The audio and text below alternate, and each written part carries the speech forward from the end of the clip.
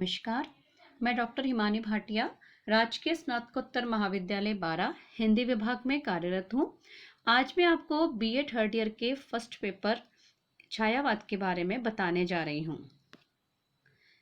छायावाद छायावाद का स्वरूप के बारे में आज हम बात करेंगे कि भारतेंदु युग व द्विवेदी युग के बाद हिंदी कविता के क्षेत्र में एक नई धारा प्रवाहित हुई, जिसमें द्विवेदी युग की इतिवृत्तात्मकता के विरुद्ध लाक्षणिक और प्रतीकात्मक प्रयोगों का समावेश किया गया।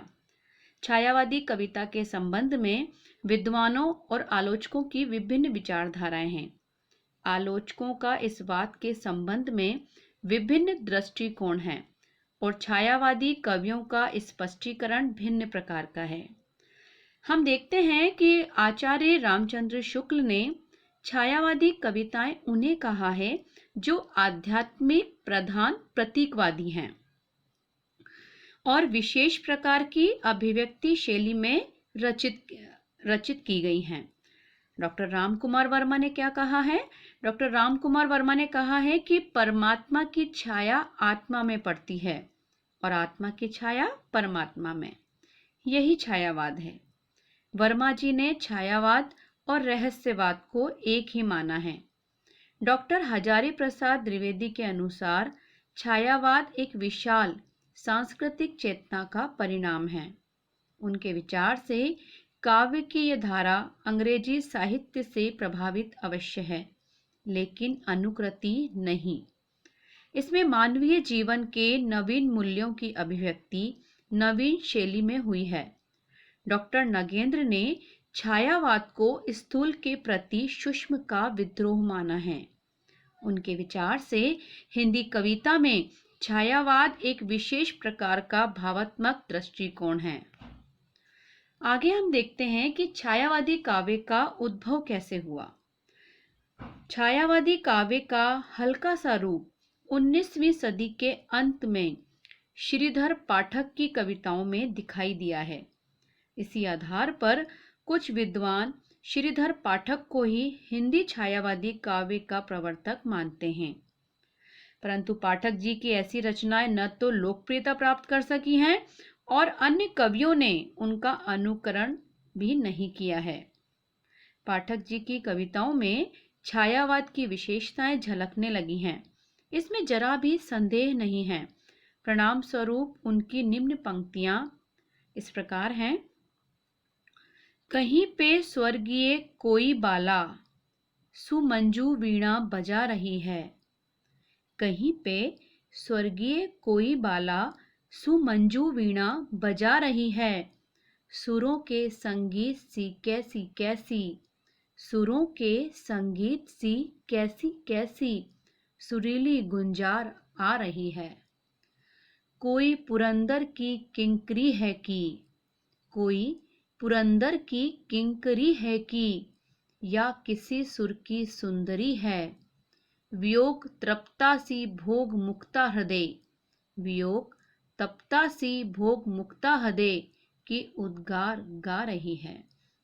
पाठक जी इस प्रकार की कविताओं के प्रकाशन के लगभग 2 दशक उपरांत उस युग की प्रसिद्ध मासिक पत्रिका इंदु के प्रकाशन सन 1909 के साथ छायावादी प्रवृत्ति का स्पष्ट और कलापूर्ण रूप पहली बार सामने आया। परंतु प्रसाद के झरना जो 1918 में लिखी गई थी हमारी, उसके काव्य संग्रह के प्रकाशन के बाद छायावादी कविता अपना एक निश्चित स्वरूप धारण कर सामने आने लगी और यह नई कविता प्रवृत्ति अनेक युवा साहित्यकारों को आकर्षित कर तीव्र गति के साथ आगे बढ़ने लगी है। इसलिए छायावादी काव्य का आरंभ सन 1918 से माना जाता है। अब हम देखते हैं कि छायावादी काव्य का विकास किस समय हुआ। तो इस समय तक प्रसाद, मुकुटधर पांडे, राधा कृष्णदास, निराला आदि सुंदर छायावादी कविताएं रचने लगे थे। धीरे धीरे छायावादी कविता लोकप्रियता प्राप्त करती चली गई। उसमें स्थायित्व, गांधीर्य और सौंदर्य का उत्तरोत्तर समावेश होता चला गया। छायावादी कवि पूरी तन्मयता के साथ नवीन काव्य सृजन में जुटे हुए थे। सन 1925 में प्रसाद का आंसू प्रकाशित हुआ। इसे छायावाद का अत्यंत परिष्कृत, पुष्ट और प्रांजल काव्य माना जाता है। इस काल में प्रसाद के आंसू, झरना आदि, निराला के अनामिका, परिमल गीतिका आदि, पंत के वीणा, पल्लव, गुंजन, युगांत आदि तथा महादेवी वर्मा के निहार, रश्मि, नीरजा, दीपशिखा, यामा आदि काव्य संग्रह प्रकाशित हुए। इसमें छायावादी कविता के श्रेष्ठ रूप के दर्शन हमें देखने को मिलते हैं। हिंदी साहित्य में छायावादी कविता की दुदुम्बी बज उठी है। आचार्य रामचंद्र शुक्ल जैसे कट्टर मर्यादावादी आलोचक भी छायावाद के इस नए रूप को देखकर मुग्ध हो उठे हैं।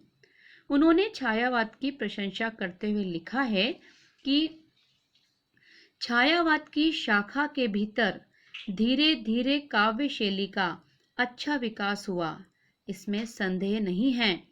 इसमें भावावेश की आकुल व्यंजना, लाक्षणिक विचित्र मूर्त प्रत्यक्षीकरण, भाषा की वक्रता, विरोध, चमत्कार, कोमल पदविन्यास इत्यादि काव्य का स्वरूप संगठित करने वाली प्रचुर सामग्री दिखाई पड़ती है। छायावाद के अन्य कवियों में रामकुमार वर्मा, उदय शंकर भट्ट, भगवती चरण वर्मा, अंचल नरेंद्र शर्मा, मोहनलाल महतो, हरे कृष्ण प्रेमी, जानकी बल्लभ शास्त्री, सुमित्रा कुमारी सिन्हा, विद्यापति कोकिल, हंस कुमार तिवारी आदि की गणना की जाती है। ये सभी कवि छायावाद के पोषक रहे हैं। अंत में मैं यही कहना चाहूंगी कि छायावादी कविता का उद्भव और विकास जिस काव्य चेतना को लेकर हुआ था, उसमें अत्यंत व्यक्तिवादिता थी। इस कारण छायावादी काव्यधारा का प्रक्रम इसके उन्नायकों द्वारा ही हुआ है, क्योंकि छायावाद के प्रवर्तक कहे जाने वाले निराला, पंत और महादेवी वर्मा ने छायावाद का साथ छोड़कर प्रगतिवादी शैली को कविता लिखना प्रारंभ किया। छायावाद के पतन के अनेक कारण माने जाते हैं, लेकिन चाहे कारण कुछ भी हो, परंतु यह निर्विवाद कहा जाता है कि छायावादी कविता में कोमल कांत पदावली और मधुर अनुभूतियों का समावेश रहा है। इसमें भाव पक्ष की नवीनता, करुणा का प्राधान्य, मानवतावाद की आस्था एवं आदर्शवाद की स्थापना होने से हिंदी काव्यधारा की श्री वृद्धि हुई है। इस काव्यधारा ने मानव प्रेम, संप्रदायहीनता, विश्व बंधुत्व, उदारता आदि का प्रसार कर रागात्मक संबंधों का परिष्कार करने में बहुमूल्य योग दिया है। तो आज हमने BA third year first paper में छायावाद के स्वरूप और विकास के बारे में आपको जानकारी दी है। धन्यवाद।